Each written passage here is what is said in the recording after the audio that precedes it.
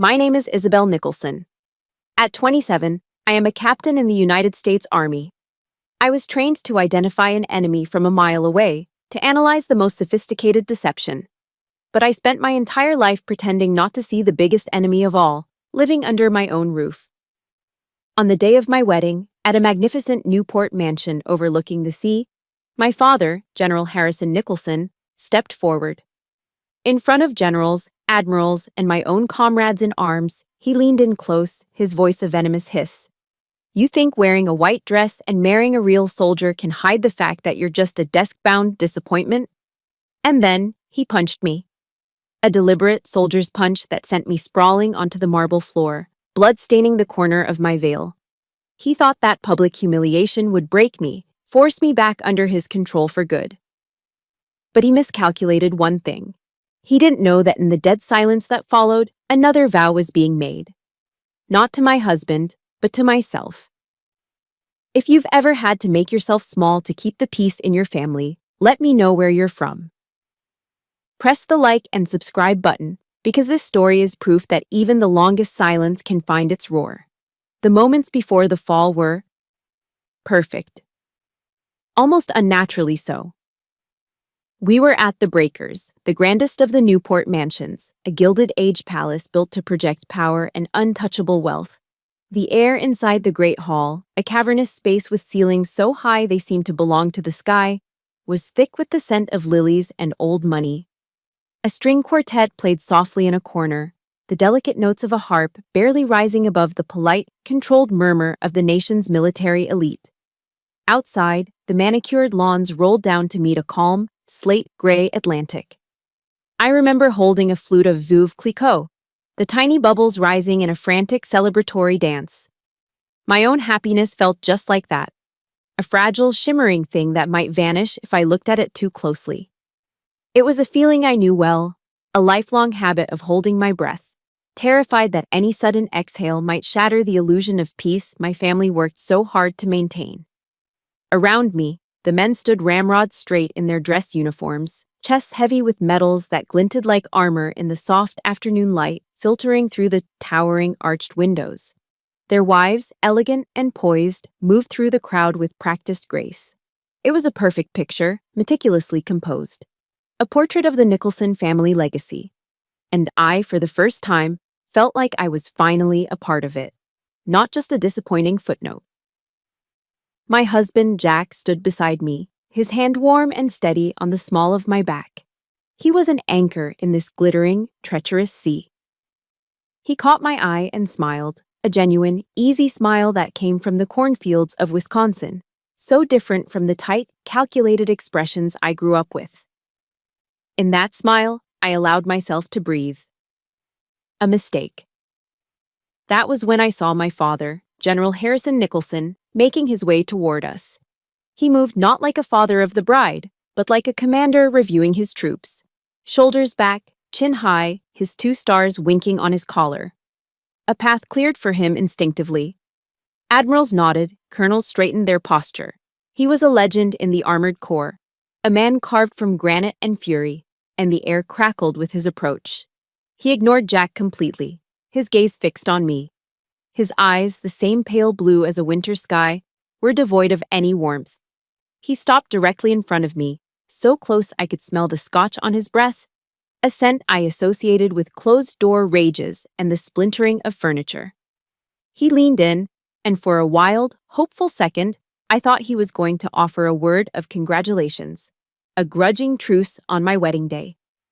That's when he uttered those words, a low hiss meant only for me, but sharp enough to slice through the surrounding chatter. You think wearing a white dress and marrying a real soldier can hide the fact that you're just a desk-bound disappointment? The world didn't go black. On the contrary, it went sharp. Painfully, horribly sharp. The sound of his knuckles connecting with my jaw was a dull, wet crack that seemed to silence the harp mid-note. The force of the blow snapped my head to the side, and I stumbled, my heel catching in the lace of my gown. The fall felt like it happened in slow motion, a graceful, horrifying arc that ended with the brutal impact of my body against the cold, unforgiving marble floor. A metallic taste, coppery and sharp, filled my mouth, mingling with the last sweet notes of the champagne. A single drop of blood landed on the pristine white of my veil. I lay there for a second, stunned, the cavernous hall spinning. And then I looked up. I saw it all. The faces. The shocked open mouths. The wide eyes of the catering staff. The awkward, pained expressions of my fellow officers. And worst of all, the averted gazes. The sudden, intense interest in shoes, in ceiling frescoes, in anything but the sight of a two-star general's daughter bleeding on the floor of her own wedding reception. These powerful men who had shaken my father's hand moments before, were now silent, immobile witnesses. Their silence was a verdict. In their world, a daughter's pain was a private matter, an inconvenience not worth risking the favor of a man like my father. Then, a flicker of movement. My mother, Eleanor, was rushing towards me, her silk dress whispering across the marble. A desperate, foolish hope surged in my chest. Mom! She would help me. She would fix this. She reached me, but she didn't kneel down. She didn't offer a hand. Instead, her fingers, cold and sharp, dug into my upper arm. A vice-like grip meant to haul me up. Her face was a mask of frantic panic, but her eyes held no concern for me, only for the scene I was creating. Isabel, she hissed, her voice a sliver of ice. What did you do to make him so angry? Here, of all places? The question struck me with more force than the punch. It was a blow to my soul, a clean, precise stab that found the exact spot where I was most vulnerable. It wasn't a question. It was an accusation. It was the theme of my entire life, the silent anthem of our family. Harrison's rage is a force of nature. Your job is to not provoke it. If you fail, the consequences are yours alone. In that one question, she confirmed everything I had always feared, that my pain was nothing compared to the inconvenience of his anger. The betrayal was absolute. But then, another presence was there. Jack.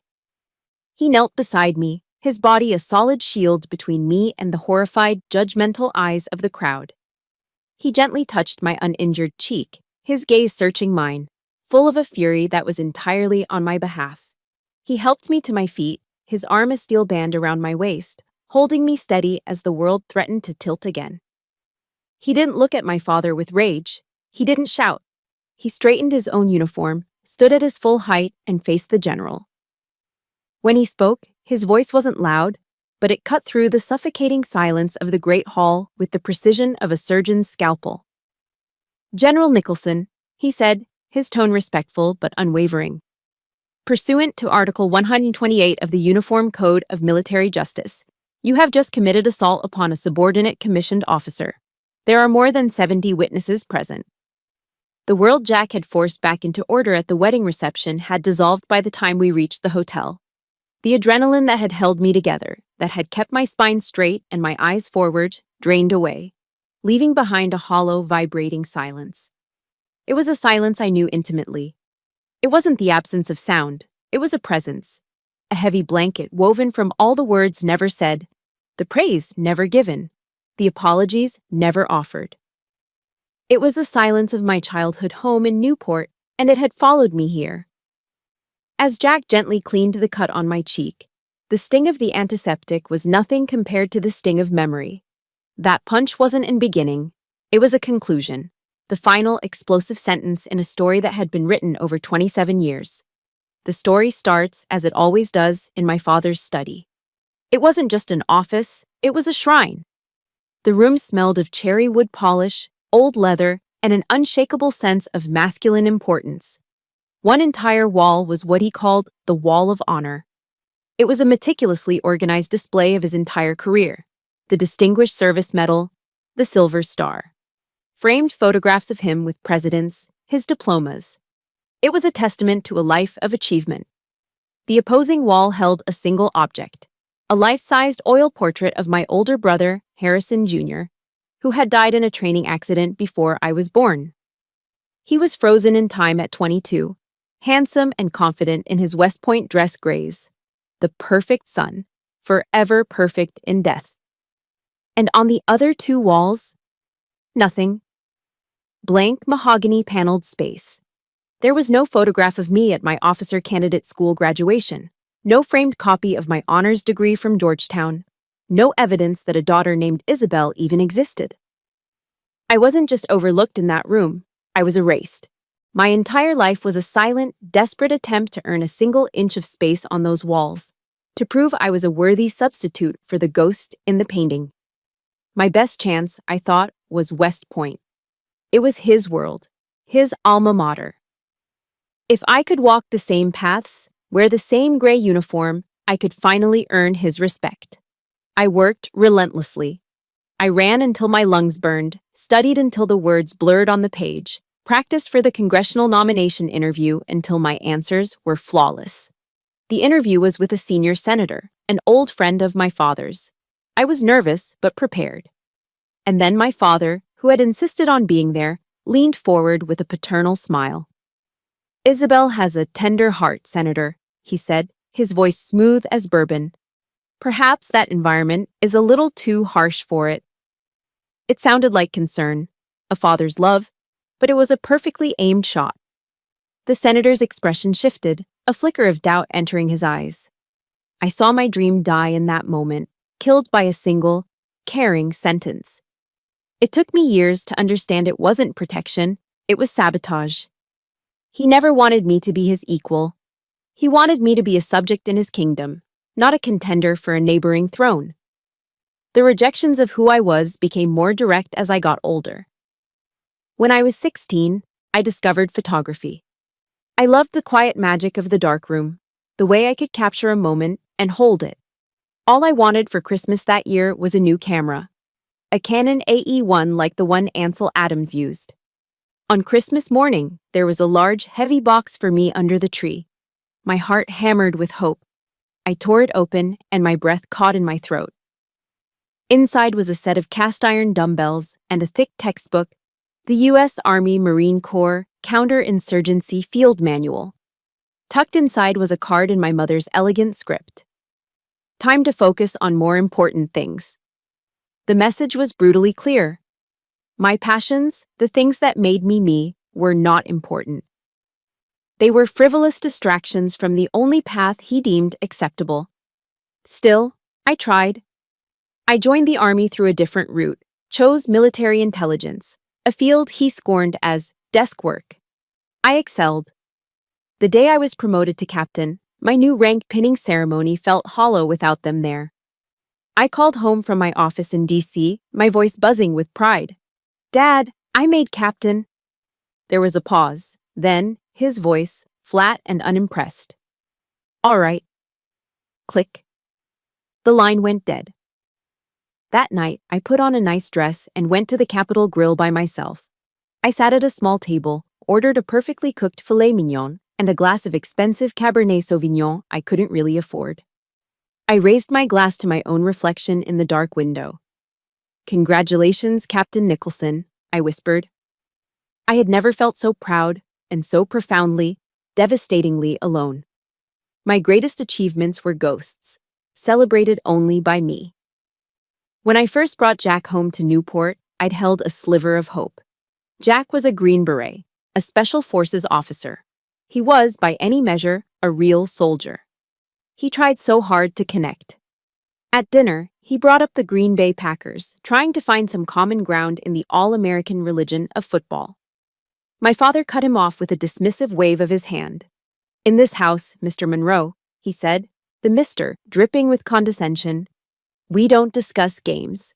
We discuss war and legacy." Later that night, after Jack had gone, my father turned to me, his lip curled in a sneer. "You chose a simple farmer from Wisconsin. It just shows how low your standards are. He will never belong in this world." And now here I was, in a hotel room far from Newport, the silence screaming around me. My wedding dress, a symbol of a future I desperately wanted, lay in a heap on the floor, its white lace stained with my blood. I had changed out of it mechanically, my body moving on autopilot. Driven by years of instinct, I'd put on the only thing that felt like armor. My uniform. I stood before the full-length mirror, the dark green fabric feeling both familiar and foreign. I saw the silver bars of a captain on my shoulders, the polished insignia on my collar. I saw the reflection of a woman who had fought for every scrap of respect she'd ever received. But looking at the tired, bruised face staring back at me, a cold question finally surfaced from the depths. This uniform I fought so hard to earn. Is it armor that protects me, or is it just the walls of a prison he built? The question hung in the air of that sterile hotel room long after I'd asked it. Armor or prison? I didn't have an answer. The world my father had built was the only one I knew. A week later, I found myself on a plane, descending into a world I couldn't have imagined. On the flight to Madison, I'd been listening to a podcast, trying to drown out the noise in my own head. It was Brené Brown.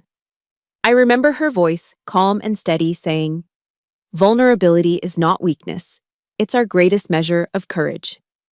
The words felt foreign, like a language I'd never been taught. Courage, in my world, was about hiding vulnerability, not embracing it. As the plane's wheels touched down, the first thing I noticed was the sheer, overwhelming green. It wasn't the manicured, restrained green of Newport's estates. It was a wild, sprawling, unapologetic green of cornfields stretching to the horizon under a vast, open sky. When the cabin door opened, the air that rushed in was different. It was clean and smelled of damp earth and growing things. It felt like I was taking my first real breath in 27 years. They were waiting at the gate, not with polite nods or hesitant handshakes, but with arms wide open. Jack's mother, Carol, a woman with laugh lines around her eyes and flour dusting her jeans, pulled me into a hug that smelled like cinnamon and safety. It wasn't the brittle, air-kiss embrace of my mother. It was a real, solid, enveloping hug. Jack's father, Frank, a tall, quiet man with hands weathered by decades of work, simply placed a large, warm hand on my shoulder and squeezed gently. It was a gesture that said more than 1,000 empty words of welcome ever could. In that small regional airport, surrounded by the genuine warmth of the Monroe family, I felt like an alien stepping onto a friendly planet for the first time. Frank's silence was the first thing that truly unnerved me. He was a man of few words, and my body, conditioned by years of living with my father, automatically interpreted a quiet, powerful man as a threat. I spent the first day on edge, waiting for the quiet to break, for the inevitable judgment or criticism. But it never came. The next morning, I woke before dawn, my internal clock still set to military time.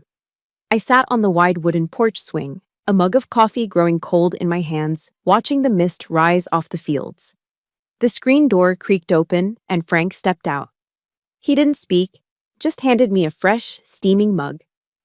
He sat down in the rocking chair beside me, the silence stretching between us. But this time, it wasn't heavy. It was comfortable. Peaceful. After a long moment, he nodded towards a line of trees at the edge of the property. "Deer come down to the creek to drink about this time," he said, his voice a low, gentle rumble. And that was it. He wasn't testing me or demanding a response. He was just sharing his world with me, a quiet, simple offering with no strings attached. My father's silence was a weapon. Frank's was a gift. Later that day, I found myself in the kitchen with Carol. The room was the heart of the house, warm and filled with the heavenly scent of yeast. It was Friday, which meant the traditional Wisconsin Friday fish fry, and she was preparing everything from scratch. As my hands, trained to break down a rifle, fumbled with peeling potatoes, she asked about my work. I launched into my default explanation, a mechanical, jargon-filled description of intelligence analysis and threat assessment. She listened patiently, then gently stopped my hands with her own. "My goodness, that sounds stressful," she said, her expression full of genuine concern. And then she asked the question that shattered my defenses. "Does it make you happy, Izzy?" I just stared at her. Happy? No one had ever asked me that. They asked about my metrics, my promotion potential, my performance reviews. Happiness was never part of the equation. For the first time, I spoke about the crushing pressure, the sleepless nights, but also the thrill of solving a complex puzzle. I spoke not as Captain Nicholson, but as myself. While we talked, she was tending to a bowl of sourdough starter. "The secret to good bread is patience," she said, folding the dough with expert hands. "You have to give it time and space to rise, dear. People are like that too." Her simple words, spoken in the warmth of that Wisconsin kitchen, held a profound wisdom my own mother, with all her society breeding, had never offered. That night, sleep wouldn't come. I was lying in bed, my mind racing, trying to process the day's kindness. It felt too good to be true, and I was waiting for the other shoe to drop. Jack, sensing my restlessness, pulled me close. He tucked my head under his chin and whispered into my hair, "You don't have to perform here, you know. You don't have to earn their approval. They already love you." His words were the permission I'd been waiting for my entire life. Permission to just be. Permission to exhale. In that moment, I realized the Monroes were becoming my safe harbor, the family I had chosen, not the one I was born into. The feeling was so new, so powerful, it made me want to connect with anyone who had ever felt it. If you've ever found a person or a place that felt more like home than your actual home, please support this story with a like and comment below with the name of the one person who makes you feel completely safe. It's a gift we should all celebrate. The next day, I was sitting on the porch again. Frank came out and sat with me, watching the afternoon sun dapple the leaves of the big oak tree in the yard. He looked over at me, a small, kind smile on his face. "You've been carrying the whole world on your shoulders, haven't you?" he said quietly. I could only nod, a lump forming in my throat. He was silent for another moment, then delivered the words that would change everything. "Well," he said, "you can set it down for a while. Around here, you just have to be Izzy." The moment my father's imposing figure was escorted out of the great hall, a vacuum of sound and purpose was left in his wake. The string quartet had fallen silent, their bows frozen over their instruments. The guests, a sea of decorated uniforms and elegant gowns, stood in stunned, awkward clusters, not knowing where to look or what to do. The silence was deafening, a thick, suffocating blanket of collective shock and embarrassment. And I was at the epicenter of it, standing alone on a vast expanse of marble, feeling utterly naked. Every eye was a laser beam, fixed on the rapidly purpling bruise on my cheek. I wanted the floor to crack open and swallow me whole. I wanted to disappear. My parents were gone. They had detonated the bomb and simply walked away, leaving me to stand in the wreckage, just as they always had. My entire life had been a series of these moments, them creating a catastrophe, and me, the silent daughter, left to manage the fallout, to smooth things over, to pretend nothing had happened for the sake of peace. But this time, I wasn't entirely alone. As I stood there, trembling, a figure detached from the crowd. It was Major Maria Flores, an officer I'd served with in Afghanistan. She was tough, no nonsense, a woman who had earned her rank through grit and intelligence. She walked directly to me, her face a mask of grim determination. She didn't offer platitudes or ask if I was okay. She simply took off her own dress uniform jacket, the one with the gold oak leaf of a major on the shoulders, and draped it over my bare shoulders. The wool was warm against my cold skin. She leaned in close, her voice a low, steady anchor in the swirling chaos. "I'm here," she whispered. I saw. 2 simple words. But they were everything. In a room full of people who had chosen to look away, one person had seen. One person was bearing witness. The weight of her jacket felt like a shield, and for the first time in my life, I felt the strength of solidarity. A quiet, powerful bond that had nothing to do with blood. Just then, Jack returned. He walked past the stunned guests, his eyes only on me. He didn't say, "I'll kill him," or even, "Are you all right?" He did something far more powerful. He knelt on one knee before me, right there on the cold marble floor, taking my trembling hands in his. His grip was gentle but firm, grounding me. He looked directly into my eyes, and in his, I saw not pity, but a reflection of my own strength. And then he asked the question that changed everything. "Izzy," he said, his voice quiet but clear, "what do you want to do now?" The question hit me like a lungful of fresh air after being held underwater. My entire life had been a series of commands, expectations, and duties. I was told what to study, what to wear, who to be. In a crisis, I was told how to react, how to feel, how to clean up the mess. No one, not once, had ever asked me what I wanted. The power of that simple question, the agency it returned to me, was staggering. It was oxygen. I looked at Jack's face, so full of trust and respect. I looked over at Maria, who gave me a firm, almost imperceptible nod. I looked towards the grand doors through which my father had disappeared, leaving a trail of destruction in his wake. He had meant to ruin this day, to shatter it so completely that I would have no choice but to crawl back to him, broken. He wanted to prove he still owned me. Brené Brown's words echoed in my mind from the flight. You can choose courage or you can choose comfort, but you cannot choose both. Running away felt like comfort. Hiding felt like comfort. But it was the comfort of a cage. Courage was standing my ground, right here, in the middle of my own beautiful, shattered wedding. I took a deep, shuddering breath. I want to marry you, I whispered, the words feeling fragile but true. A smile touched Jack's lips.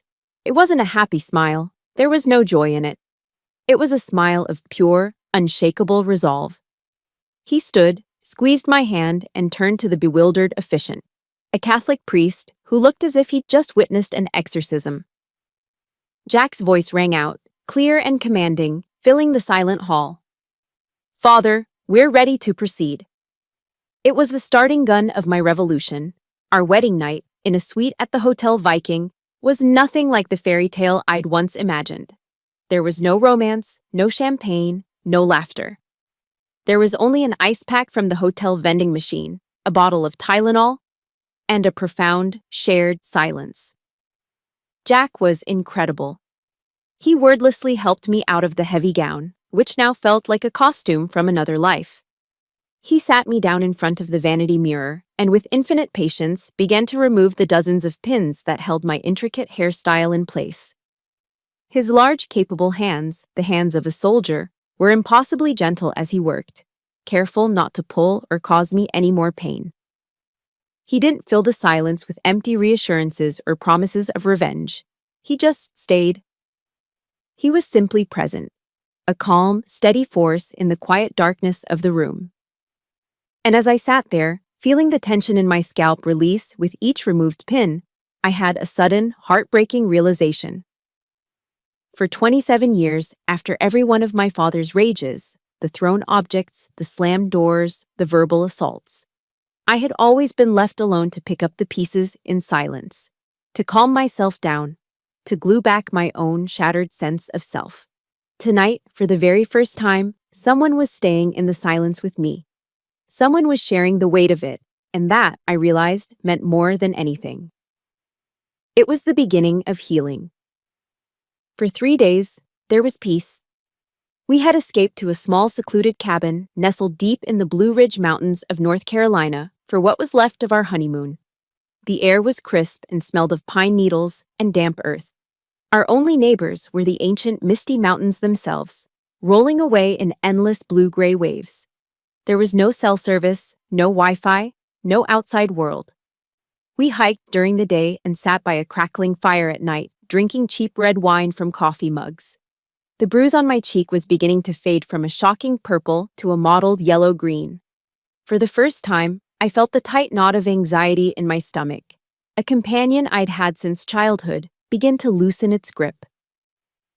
I was starting to believe that a different kind of life was possible. On the 4th day, we had to drive into the nearest small town for supplies. It was a charming little place with a single main street, a general store, and a friendly-looking diner. As we were walking back to the car, my phone, which had been blissfully silent for days, suddenly buzzed to life as it connected to a cell tower. A flood of notifications poured in. And then, it started ringing. The screen lit up with a single word, Mom. Instantly, the peace shattered. The clean mountain air felt thick and hard to breathe. The knot in my stomach cinched tight again, this time with the brutal force of a tourniquet. It felt as if a coil of barbed wire had just been dropped into my gut. Jack saw the look on my face and put a steadying hand on my arm. I took a shaky breath and answered, forcing a neutral tone into my voice. Hi, Mom. Isabel, darling. Oh, thank God, I've been so worried about you. Her voice was a river of warm honey, thick with a manufactured concern that set my teeth on edge. This was her opening move, the one designed to make me feel guilty, to position her as the caring mother and me as the thoughtless daughter. I'm fine, Mom. We just didn't have any service up at the cabin. Of course, she cooed. Well, I'm just so glad you're all right. Your father, well, he deeply regrets how things escalated. You know how he is, the pressure of his career, the ceremony. He just wants what's best for you, sweetheart. He just has a hard time showing it.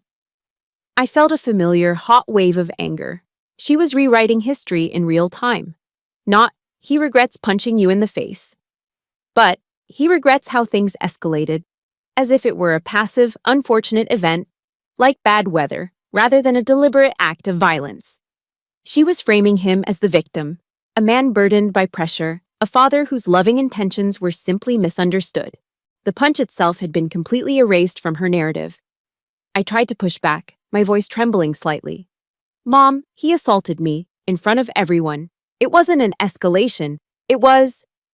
She cut me off, her tone shifting instantly from honey to ice. Isabel, do not be dramatic. It was a misunderstanding, and you know you've always been overly sensitive. You embarrassed your father in front of his entire world. You created a truly mortifying scene. And there it was. Gaslighting 101. It was my fault. My reaction was the problem, not his action. My sensitivity was the issue, not his fist. My embarrassment of him was the crime, not his assault on me. For a moment, her words almost worked. A lifetime of conditioning screamed at me to back down, to apologize, to smooth things over. Was I being too sensitive? Did I overreact? The dizzying, disorienting fog of self-doubt began to creep in. I gripped the phone tighter, my knuckles white. No, I said, the word feeling foreign on my tongue. No, I didn't create a scene. He did. The silence on the other end of the line was cold and absolute. I had broken the unspoken rule. I had refused to accept the blame. When she spoke again, all pretense of warmth was gone. Her voice was flat, sharp, and dangerous. Your father has spent his entire life building his name, his reputation, she said, each word a carefully aimed dart. You cannot tear that down because of a little hurt feeling. The family is more important than one person's emotions, Isabel. You should know that by now. I felt nauseous. The family. Not a group of people who loved and protected each other, but a brand, a reputation, an entity more valuable than the safety of its own daughter. And then came the final, devastating blow. The checkmate. Jack has a very promising career ahead of him, she said, her voice now dangerously soft. A special forces officer, so much potential. It would be a terrible shame if a few unfavorable remarks from a two-star general were to find their way into his permanent file. You wouldn't want to be responsible for that, would you, Isabel? The threat was unmistakable, wrapped in the velvet glove of maternal concern. She was holding my husband's future hostage. My stomach churned. This was the ultimate manipulation, forcing me to choose between my own dignity and the career of the man I loved. It was cruel, and it was brilliant. And for a moment, it almost broke me. But then, something else rose up through the fear and the nausea. It was a cold, hard clarity, a rage so pure it felt like ice in my veins. They would never stop. They would use anyone and anything to maintain their control. Jack was just the next tool, the next lever to pull, and I would not let them touch him. My own voice, when I found it, was shaking, but it was clear. It was steady. It was a voice she had never heard before. Do not ever, I said, my words low and precise, call me and threaten my husband again. This conversation is over. And for the first time in 27 years, I hung up on my mother. The click of the phone disconnecting was the loudest sound I had ever heard. It was the sound of a chain snapping. That night, back in the cabin, sleep was an impossibility. The silence of the mountains, which had felt so peaceful just hours before, now felt heavy, charged with unspoken threats. My mother's final words echoed in my head, a repeating loop of velvet-wrapped poison. You wouldn't want to be responsible for that, would you? Fear was a familiar companion. It had been the wallpaper of my childhood, a constant low-grade hum in the background of my life. Fear of my father's temper, fear of my mother's disapproval, fear of not being good enough. I knew its taste, its texture. But tonight, something new was churning alongside it. A cold, hard rage.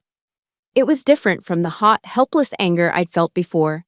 This was a clarifying anger, an anger that burned away the fog of confusion and self-doubt.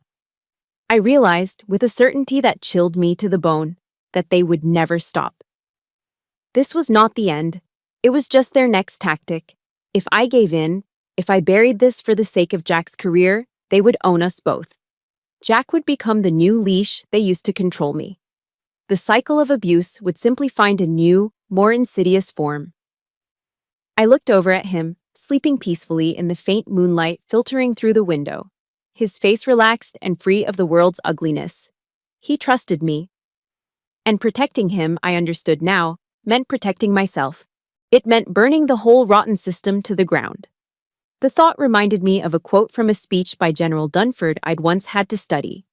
The standard you walk past is the standard you accept. For 27 years, I had walked past the abuse. I had accepted the silent tyranny, the emotional manipulation, the constant belittling.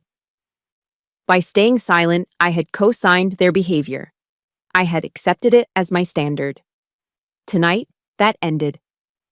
Suddenly, I remembered something. The wedding photographer. Amid the chaos after the ceremony, she had pressed a small SD card into my hand. Just in case, she had whispered, her eyes wide.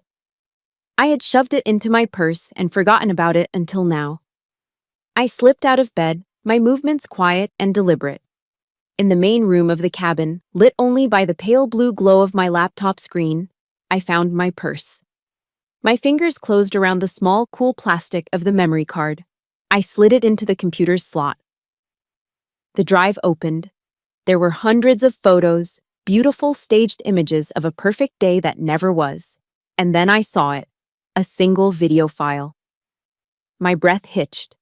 The photographer must have set her camera on a tripod to capture the toast and simply let it run. I clicked play. The scene was exactly as I remembered it, but terrifyingly real. The Great Hall, the guests. And there, in crystal clear high definition, was the entire unforgivable moment. My father's voice, a low, venomous hiss, was perfectly captured by the camera's microphone. The sharp, ugly sound of the punch. My body falling. The collective gasp of the crowd. It was all there. It wasn't just my word against a two-star general's anymore. It was cold, impartial, irrefutable proof. Just as I was about to close the folder, I noticed an unread email in my inbox. It was from a strange, anonymous address. My heart pounded as I opened it. The message was short. Captain Nicholson, I was a lieutenant under your father's command in Iraq. I heard what happened at your wedding. I can't testify officially. I have a family to think about. But I need you to know you are not crazy. We all saw who he was. We were just too afraid to say anything. Be strong. Tears welled in my eyes. It was a message of absolution and condemnation all in one. It confirmed I wasn't the overly sensitive daughter. And it confirmed the terrifying, far-reaching power of the man I had to fight. With a new sense of resolve, I opened a blank document. I began to write. But I wasn't writing as Isabel, the broken daughter. I was writing as Captain Nicholson, an intelligence officer. My training took over. I wrote a formal MFR, a memorandum for record. I detailed the facts and only the facts. Date of wedding. Time, approximately 1540 hours. Location, the Breakers Mansion, Newport, RI. Event, wedding reception of Captain Isabel Nicholson and Captain Jack Monroe. I listed the names of every high-ranking officer I could remember being present as potential witnesses. I described the assault using the precise, sterile language of the UCMJ. Subject, General Harrison Nicholson, engaged in an unprovoked physical assault upon a subordinate officer. I attached the video file. Each word I typed was a brick in a new wall. A wall of truth, a wall they could not tear down. Every keystroke felt like an act of liberation, of reclaiming my own narrative, my own honor. When it was done, I addressed the email. To the Office of the Inspector General, Department of the Army. My finger hovered over the send button. This was it. The point of no return. This single click would detonate my family, end my father's celebrated career, and throw my own future into chaos. I would be trading a quiet, familiar prison for a loud, uncertain war. As I sat there, paralyzed by the enormity of it, a warm hand landed on my shoulder. Jack. He had woken up and come to find me. He didn't ask what I was doing. He didn't need to. He simply looked at the screen, then back at my face, and his hand on my shoulder tightened with silent, unwavering support. That single touch was all the reinforcement I needed. This is the moment that defines everything. If you believe that standing up for the truth, no matter the cost, is one of the bravest things a person can do, support this story with a like and comment with a simple, "I see you," for everyone who has ever had to fight to be heard. I took one last, deep breath, and I clicked, send. The email vanished into the ether. The cabin was silent again. But this wasn't the silence of fear. It wasn't relief either. It was the strange, calm, terrifying stillness in the eye of a hurricane. I had just broken my vow of silence, and I knew the real storm was just about to begin. After I hit send, the world didn't explode. It went silent. For 2 weeks, the silence was absolute and suffocating.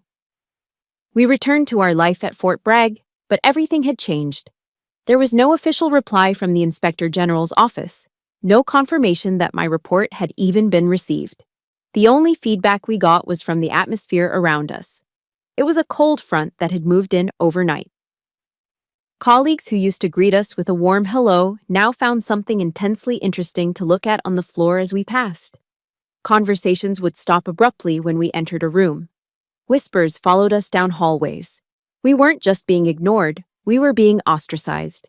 We had become untouchable, like lepers in a modern military colony. The system, it seemed, was closing ranks, protecting one of its own. The familiar, gnawing fear began to creep back in, chewing at the edges of my resolve. Had I made a terrible mistake? Had I sacrificed everything for nothing? I found myself replaying my mother's threat, wondering if my father was already making good on his promise to ruin Jack's career. The silence from the command structure was a form of psychological warfare, and I was beginning to lose. Then, one evening, as we were eating a quiet dinner of leftover pizza in our small, sterile apartment on Post, my phone rang. It was a restricted number. My heart leaped into my throat. I answered, my voice barely a whisper. "This is Captain Nicholson." "Captain." A man's voice, formal and devoid of emotion, replied. "This is Major Evans with the Judge Advocate General's Corps. We've received your report. A preliminary inquiry has been opened into the conduct of General Harrison Nicholson." I sank into a kitchen chair, my legs suddenly unable to support me. Relief washed over me in a dizzying wave. They had heard me. It was real. But then Major Evans said something that changed the entire landscape of the fight. "Captain," he said, his tone still perfectly neutral, "you should know that your report, it appears to have opened a floodgate. In the last 48 hours, we've received 3 other sworn statements regarding the general." I was stunned into silence. Not alone. I was not alone. The words reverberated through my entire being, a seismic shock that shattered years of carefully constructed isolation. The days that followed were a whirlwind. Investigators from the IG's office began to contact me. They were professional, methodical, their questions precise. They showed me redacted copies of the other statements. I was no longer looking at my own isolated trauma. I was looking at a pattern, a meticulously documented history of abuse of power. I read the testimony of a young first lieutenant who my father had verbally eviscerated in front of his entire platoon for a minor mapping error, humiliating him so badly he had considered leaving the army. I read the statement from a logistics specialist, a sergeant first class, who had been systematically denied promotions after she had reported a discrepancy in his travel vouchers.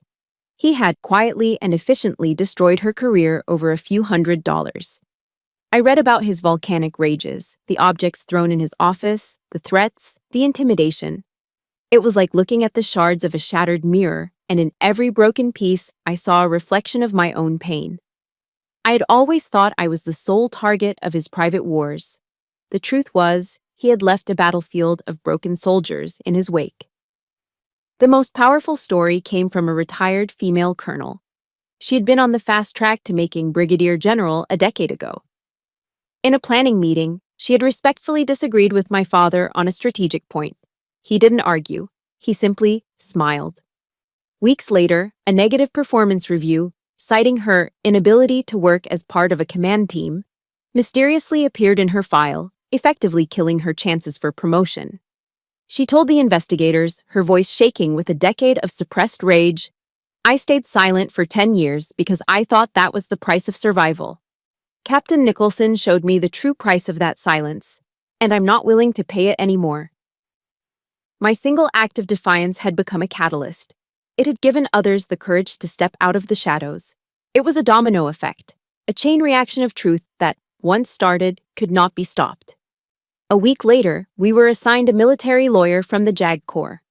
We met her in a small windowless office. Major Hannah Rostova was not a warm, reassuring presence.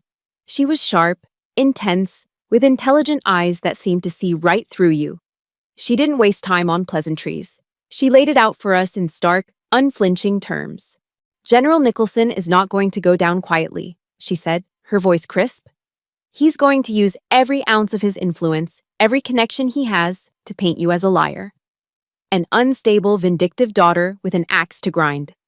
He will try to discredit you, humiliate you, and break you on the stand."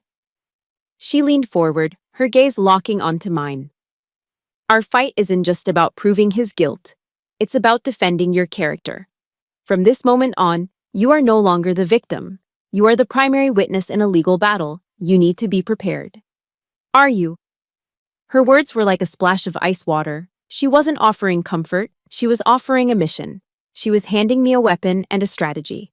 She was pulling me out of the role of the hurt daughter and placing me squarely in the role I knew best. A soldier preparing for a fight. "Yes, ma'am," I said, my voice steady and clear. "I'm ready." A few days later, she called. "It's official," she said, her tone all business. "The commanding general has reviewed the preliminary inquiry. He's determined there's credible evidence to proceed. An Article 32 hearing has been scheduled." The finality of it settled in. This was no longer a family drama. It was a formal, legal proceeding. A stage was being set for a confrontation, and the curtain was about to rise. The Article 32 hearing was held at Fort Myer, Virginia, in a formal hearing room that felt more like a courtroom. The space was designed to intimidate. It was paneled in dark, imposing mahogany, the air thick with the scent of floor wax and the heavy weight of military justice. The American flag and the Army flag stood sentinel in the corner. This was the heart of the institution my father had dedicated his life to, and it was the stage for his undoing. He sat at the respondents' table, directly across from me. He was in his full Class A uniform, the chest so crowded with ribbons and medals it looked like a shield of honor. For the first time in my life, he wouldn't look at me. His gaze was fixed straight ahead on the presiding officer, his jaw set, projecting an aura of aggrieved dignity. My mother sat in the row directly behind him, her posture perfect, her face a blank, emotionless mask of porcelain. She looked like a statue. I sat beside Hannah, my own hands clasped tightly in my lap to keep them from shaking. But my back was straight, my uniform was perfectly pressed, my gaze was steady. As I looked at the man across from me, I realized with a jolt that I wasn't afraid. The frightened little girl who used to tremble in his study was gone. In her place sat Captain Isabel Nicholson, and she was ready. The hearing proceeded with methodical precision. Witnesses were called, testimonies were given. But the turning point, the moment the atmosphere in the room shifted irrevocably, was when Hannah announced, The government calls its next exhibit a video recording of the event in question. A large screen was wheeled to the front of the room. The lights were dimmed. The silent, grainy footage of my wedding reception filled the screen. The room was so quiet I could hear the hum of the projector. Then, the audio kicked in. My father's voice, a venomous hiss, clear as a bell in the silent room. Desk-bound disappointment. The sharp, ugly crack of the impact. My own shocked gasp as I fell. The video played for only 15 seconds, but it felt like an eternity. I didn't watch the screen. I watched my father. I saw the muscle in his jaw clench, a tiny telltale sign of his fury. I saw the confident, arrogant posture begin to sag, just slightly, under the weight of his own actions being played back for the world to see. The monument was cracking. When the lights came up, the presiding officer, a stern-faced colonel, simply stared at the blank screen for a long moment. The video had said it all. Then it was my turn to testify. My father's civilian lawyer, an expensive suit from a DC firm, approached me with a condescending smile. He was clearly going for the hysterical daughter angle. "Captain Nicholson," he began, his voice dripping with false sympathy, "isn't it true that you and your father have always had a difficult relationship?" "No, sir," I replied, my voice calm and even, just as Hannah had coached me. He looked surprised. "No? You would characterize your relationship as a good one." "I would characterize it as abusive, sir." A murmur went through the room. The lawyer's smile faltered. He tried a different tack. "Isn't it true, Captain, that you've always been somewhat jealous of your father's legacy? That perhaps this is just a way to get attention?" I looked him straight in the eye. "Sir, I have a relationship where I was physically and emotionally abused. That is not difficult. That is a crime." I refused to be drawn into a debate about my feelings. I stuck to the facts, the abuse, the assault, the pattern. His attempts to paint me as an emotional, unreliable woman fell flat against the cold, hard wall of my military bearing. His final attempt was one of pure desperation. He turned to the presiding officer. "Sir, what we have here is not an assault. It is the unfortunate, perhaps clumsy reaction of a loving father, worried about his daughter on her wedding day." Before the officer could even respond, Hannah stood up. "Objection," she said, her voice like ice. She didn't wait for a ruling. She looked directly at the lawyer. "A concerned father hugs his daughter," she said, her voice ringing with contempt. "A bully punches her. Please do not insult the intelligence of this hearing by confusing the two." The lawyer retreated, his face flushed. The room was silent.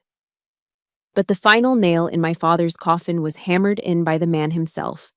The retired colonel, the one who had written me the email, gave a powerful, damning testimony about his career sabotage. Other witnesses corroborated a long history of tyranny. Finally, my father was called to the stand. It was his chance to show remorse, to offer a defense. Instead, he chose to attack. He launched into a furious, rambling tirade about loyalty, about sacrifice, about the ungratefulness of a new generation. He spoke of his legacy, his honor, and the betrayal of his own flesh and blood. His voice, which had always commanded respect and fear, was now just the angry shouting of a playground bully who had finally been challenged. And in that moment, in front of the very system he had weaponized for so long, his mask didn't just slip, it shattered. The room saw him not as a decorated general, but as the raging, abusive man the witnesses had described. They saw the man from the video. I realized then that he wasn't defeated by my evidence or by the other testimonies. He was defeated by his own reflection. He was undone by the one thing he could never control, his own true self. After he was dismissed, there was a brief recess. I didn't see him leave the room. The next time I saw him was only in a photograph, days later. It was a sterile, official photo showing a man I barely recognized, standing stoically as another officer gently, methodically, removed the 2 silver stars from his collar. The monument had finally fallen. The final verdict came down not with a bang, but with a quiet, formal email. My father was to be forcibly retired, stripped of 1 star. A public and permanent stain on a flawless record. The war was over. I had won. But I didn't feel like a victor. There was no surge of elation, no triumphant fist pump. There was only a profound and overwhelming emptiness. That evening, Jack found me sitting on the floor of our darkened living room, staring at a blank wall. He didn't say anything, just sank down to the floor beside me, his solid presence a familiar comfort. After a long silence, I spoke, my voice feeling rusty and foreign. I spent my entire life fighting a war I never chose, and now that it's over, I don't know what to do with the peace. It was a strange kind of grief. I was mourning the loss of the fight itself, because for so long, the fight was all I had. It had defined me. Without the looming shadow of my father to push against, who was I? A week later, a letter arrived. The envelope was thick, cream-colored cardstock, the kind my mother favored. My name was written on the front in her perfect, elegant cursive. For a fleeting, foolish moment, I felt a flicker of hope. Maybe this was it. The apology. The acknowledgement. The olive branch. I opened it. The letter was 5 pages long, every line filled with her flawless script, and not a single word was an apology. It was a masterpiece of narcissistic rage, a detailed account of her own suffering. She wrote of the shame she had endured, the humiliation of facing her friends at the Newport Country Club. She wrote of how I had selfishly destroyed the family name, a name that generations had worked to build. She painted herself as the ultimate victim, a loyal wife whose life had been ruined by her ungrateful, destructive daughter. The final paragraph was the one that finally broke me. I can only hope, she wrote, that one day, when you have a family of your own, you will finally understand the true cost of your selfishness. Perhaps then you will feel a fraction of the pain you have caused me. I let the letter fall from my fingers, and for the first time since this whole ordeal began, I cried. Not the hot, angry tears of the past, but a deep, sorrowful, gut-wrenching sob. I wasn't crying because of her hateful words. I was crying for the mother I never had. I was crying for the little girl inside me who had never stopped hoping that one day, if she was just good enough, just smart enough, just quiet enough, her mother would finally see her, would finally protect her. That letter was the final, brutal confirmation that the woman I'd been hoping for simply didn't exist. I was mourning the death of an illusion I'd clung to for 27 years. When the tears finally stopped, a strange calm settled over me. I picked up the letter, walked into the kitchen, and held it over the stainless steel sink. I took a lighter from the utility drawer and set a corner of the thick cardstock on fire. I watched as the flames consumed her elegant, wounding words, turning them into black, curling ash.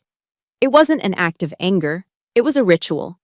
A funeral for a hope that needed to die so that I could finally live. The door to that part of my life, I decided, was now closed and locked forever. The weeks that followed were quiet and reflective. The noise of the battle was gone, and in the stillness, Jack and I began to talk about the future in a way we never had before. One evening, as we were sitting on our small balcony, watching the sunset paint the North Carolina sky in shades of orange and purple, Jack asked me a simple question. When you think about the future, Izzy, what do you see? I closed my eyes, trying to picture it, and for the first time, the towering, oppressive shadow of my father wasn't there. The space he had occupied in my mind for so long was just empty. But I also saw the uniform. I saw the rigid structure of the army, the rules, the regulations, the constant need to prove myself in a system that had shaped my entire adult life. You know, I said slowly, the thought forming as I spoke, the army gave me so much. It gave me a purpose, a structure, it gave me you. But it was also his world. I followed him into it, trying to earn his respect. I think I need to find a world of my own. Jack was quiet for a long time, just watching the last sliver of the sun dip below the horizon. Then he turned to me, his face serious in the twilight. I'll go with you, wherever that is, he said simply. The idea, once spoken aloud, took root. The thought of leaving the military was terrifying. It was the only identity I'd ever known outside of being a Nicholson. But it was also thrilling. Our decision to submit our resignations wasn't an act of running away. It was a conscious choice to step off a path that had been chosen for us, and to start clearing a new one for ourselves. I thought of my uniform, hanging in the closet. It had been my armor for so long, a protective shell that I had built around myself. It had kept me safe, but it had also kept me contained. Now, it felt too tight, too restrictive. It was preventing me from breathing, from growing. Taking it off for the last time wouldn't be a surrender. It would be the final act of liberation, reclaiming my autonomy not just from my parents, but from the entire system that had defined us both. It was time to find out who Isabel was without the armor. We found our world in a small town just outside Madison, Wisconsin. We bought a modest farmhouse with a wide front porch and enough land for a sprawling, chaotic garden. For the first time, life wasn't about surviving, it was about cultivating. I discovered a simple, profound joy in sinking my hands into the dark, rich soil, in watching tomato plants climb their stakes, their scent sharp and green in the humid summer air. I found peace in the ritual of a morning coffee on the porch swing, watching the sunrise without the familiar dread of what the day might bring. There were no landmines here, no ambushes, just the quiet, steady rhythm of a life being built. Out in the old barn, Jack created a small woodworking shop. The sound of his saw cutting through lumber, the rhythmic tap of a chisel, became the soundtrack to our new beginning. He was creating things, beautiful, solid, functional pieces of furniture. It was the opposite of the life we had left behind, a life of destruction and deconstruction. Here, we were building. A few months after we moved in, we visited the local animal shelter. In a back corner, curled into a tight ball, was a scruffy terrier mix named Buster. The shelter volunteer told us he had been badly abused and was terrified of everyone. When I looked into his cage, he didn't bark or growl. He just trembled, his big, brown eyes filled with a fear I recognized. "He's the one," I said to Jack. Bringing Buster home was a lesson in patience. For the first month, he hid under the kitchen table, refusing to come out. I didn't try to force him. I would just bring my book and a cup of tea and sit on the kitchen floor a few feet away from his hiding spot, reading aloud in a calm, steady voice. I wanted him to get used to my presence, to understand that I was not a threat. I never reached for him. I let him come to me. The day it happened, I was sitting on the floor as usual. After an hour of silence, I felt a tentative, wet nose nudge my hand. I stayed perfectly still. He nudged me again, then slowly, cautiously, he crept out from under the table and laid his head in my lap. His body was still tense, but he was there. Tears streamed down my face. I understood him. We were both learning to trust again. We were both learning that not all hands were meant to strike. As my own world became quieter, I found myself wanting to help others find their voice. I started reading the works of Maya Angelou, and her words resonated deep in my soul. There was one quote I wrote down and taped to my bathroom mirror. "Each time a woman stands up for herself, she stands up for all women." I had stood up for myself. Now, I felt a deep need to help other women stand up too. I began volunteering at a local community center that ran support groups for female veterans. I wasn't a therapist or a counselor. I was just a facilitator, someone to hold the space. My greatest skill, the one I had honed over a lifetime of silent, careful observation, was listening. And so, I listened. I listened to stories of harassment, of assault, of being overlooked and underestimated, of the unique trauma that women face in the military. I didn't offer advice. I just offered a safe place for their stories to land. I offered them the two words that Maria Flores had given me: "I see you." 2 years after that chaotic day in Newport, on our wedding anniversary, Jack and I drove back. We didn't go to the breakers. We didn't go anywhere near the opulent mansions of our past. Instead, we drove out to the Castle Hill Lighthouse, a simple, steadfast stone tower, standing guard over the entrance to the bay. It was just the two of us, standing on the cliffs with the wind whipping our hair and the salty spray on our faces. We weren't wearing fancy clothes, just jeans and warm sweaters. We hadn't come to relive a memory, but to create a new one. We had written new vows for each other, not on fancy stationery, but on scraps of notebook paper. Jack read his words about partnership, about building a life of quiet strength together, bringing fresh tears to my eyes. Then, I unfolded my own. My voice was clear and strong, carried on the wind out to the sea. I ended with a new promise, not just to him, but to myself. I vow to never be silent again, I said, looking into his eyes. And I vow to always, always listen to my own voice. It was the reclamation of a vow I'd been forced to break on our first wedding day. The final scene of my story isn't about me, it's about what came after. A few months later, I was sitting in the circle at the Veterans Center. A young woman, a former Marine who hadn't spoken a single word in the group for weeks, suddenly cleared her throat. The room went quiet. Hesitantly at first, and then with growing confidence, she began to tell her story. I didn't interrupt. I didn't offer advice. I just sat there and listened. I nodded. I held the space for her, creating a circle of safety where her truth could finally be heard. As she spoke, a small, quiet smile touched my lips. A smile not of victory, but of peace, of completeness. I had found my world.